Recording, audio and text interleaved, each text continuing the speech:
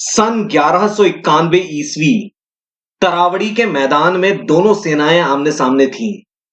दोनों सेनाओं की गिनती को लेकर काफी मतभेद हैं, लेकिन ज्यादातर इतिहासकार इस निष्कर्ष पर पहुंचे हैं कि सम्राट पृथ्वीराज की सेना गिनती में लगभग 50,000 थी। लेकिन उसमें बहुत से प्रशिक्षित फौजी नहीं थे, बल्कि किसान वगैरह थे जो हथियार चलाना जानते थे।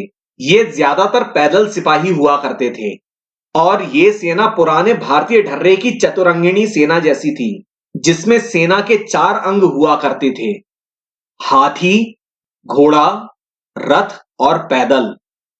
रथों का जमाना खत्म हुए कुछ 700-800 साल बीत चुके थे और राजपूतों की इस सेना में सामंती तत्व भी प्रबल था।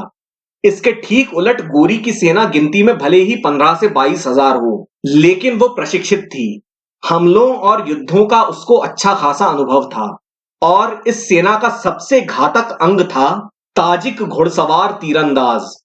एक तो खुरासान के तेज तर्रार घोड़े, जो भारत की आबो हवा में सुस्त हो चुके अरबी घोड़ों से कई गुना बेहतर थे, ऊपर से इन खुरासानी घोड़ों पर सवार मध्य एशिया के पारंपरिक और माहिर तीरंदाज, जिन्हें पिछले 1,000 साल की दसियों पीढ़ियों से ये कला विरासत में मिली थी और तीरंदाजी इनके खून में थी। फिर इनके उस जमाने के हिसाब से अत्याधुनिक क्रॉसबो और उनके कंपोजिट धनुष, बेहद सटीक, बेहद असरदार, बहुत तेज, दूर तक मार करने वाले और बेमिसाल। इनके आगे भारत के बेचारे बांस के धनुष और चलाने में मुश्किल। तो ये बेहतरीन ताजिक तीरंदाज और तुर्क घुड़सवार किसी भी सेना के लिए मुश्किलें खड़ी कर सकते थे। लेकिन राजपूतों के पास थी उस जमाने की बेहतरीन दुधारी खंडा तलवारें, और वो भी दुनिया में सर्वश्रेष्ठ भारतीय इस्पात से बनी हुई, जिनके आगे फारसी मूल की शमशीर और खिलिज तलवारें काफी कमजोर थीं।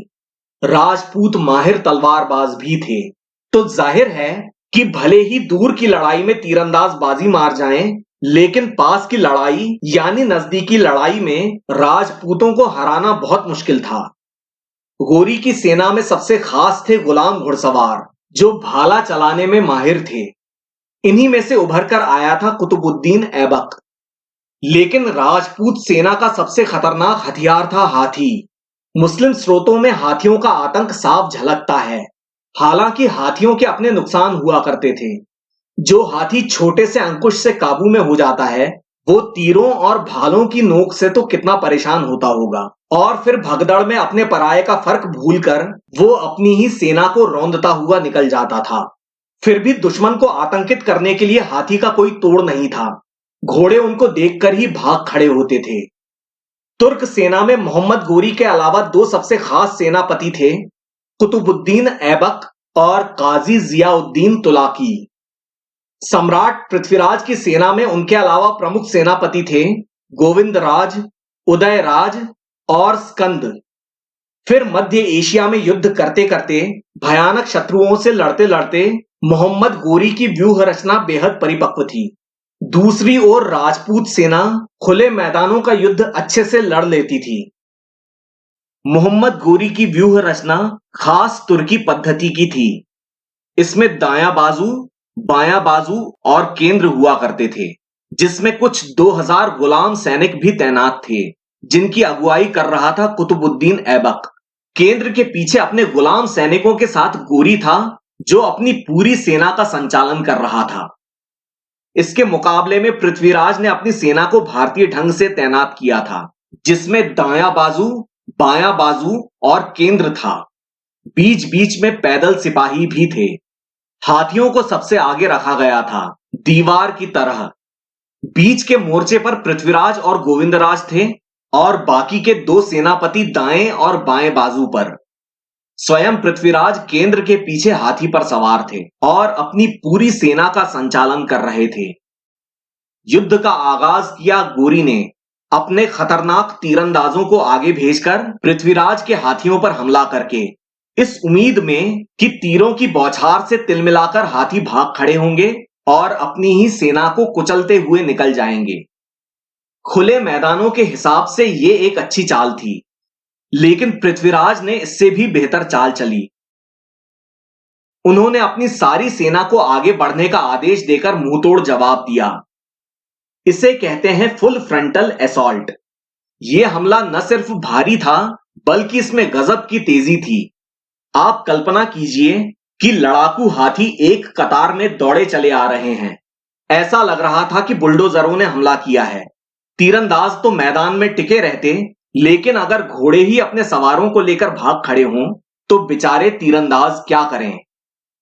सामने से जान बचाकर भागकर आती हुई अपनी ही सेना को देखकर मुख्य सेना के पैर कांपने लगे और फिर उनके पीछे से निकलकर आई बुलडोजरों की दीवार, हाथियों की कतार जो कि बड़ी तेजी से कुचलने चली आ रही थी। किसी तरह से हिम्मत बटोरकर तुर्कों ने आगे बढ़कर कड़ी टक्कर दी, लेकिन यह बहुत बड़ी भूल साबित हुई। तुर्क हालांकि बहुत बहादुर लड़ाकू थे, लेकिन पास की लड़ाई में यानी नजदीकी लड़ाई में उनकी हार तय थी। ऊपर से राजपूतों का संख्या बल, तो तुर्कों के दाएं और बाएं बाजू ढीले पड़ गए और मौका पाते ही पृथ्वीराज ने गोरी के केंद्र पर दबाव बढ़ा दिया। काफी देर के कड़े मुकाबले के बाद अब तुर्कों के पांव उखड़ने लगे। गोरी को हर मोर्चे पर हार दिख रही थी, लेकिन उसने खुद ने हार नहीं मानी। अपने सैनिकों का मनोबल बढ़ाने के लिए, उनमें फिर से उत्साह जगाने के लिए गोरी खुद लड़ाई में कूद पड़ा। लेकिन ये एक और बड़ी भूल थी। गोरी गोविंद राज से जा भिड़ा, जो कि हाथी पर सवार था।